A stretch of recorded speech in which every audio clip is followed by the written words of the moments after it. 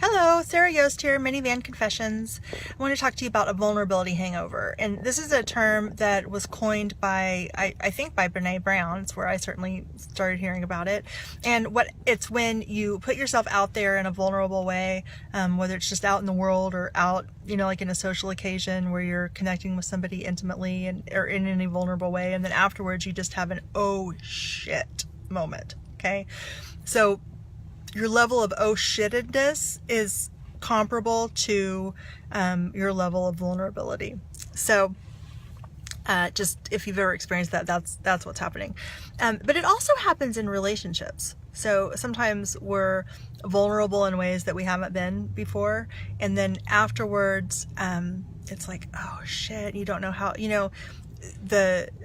the energy in the relationship changes, the dynamic changes a little bit when you connect vulnerably. And of course, I mean, it'd be nice if you did it all the time, but the reality is that, people don't. They do the dishes and they go about their business, and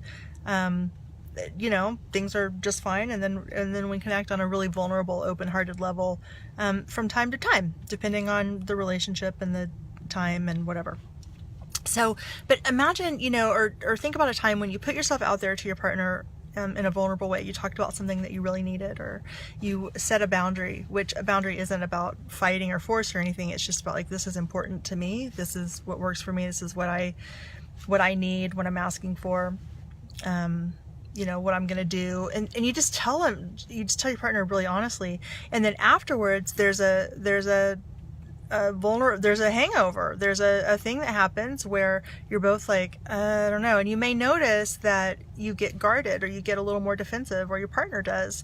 And that's the vulnerability hangover. That's the, ooh, did that really just happen? And how is that going to change the dynamics of our relationship? And how is the other person going to respond to that? And are they still going to love me? And are they going to honor what I said or not? Are they going to make fun of me? Because, no matter how much you trust your partner, when you're opening yourself up, when you're opening your heart, there's always that, like, are you going to love me this time? Are you going to accept me this time?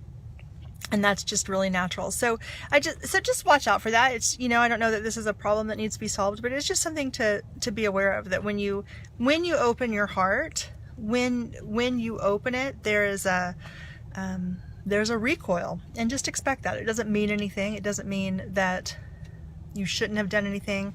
If your partner meets it with a recoil, with some contraction or some guardedness, it doesn't mean anything. Just let that pass, let it settle, and then see what happens on the other side.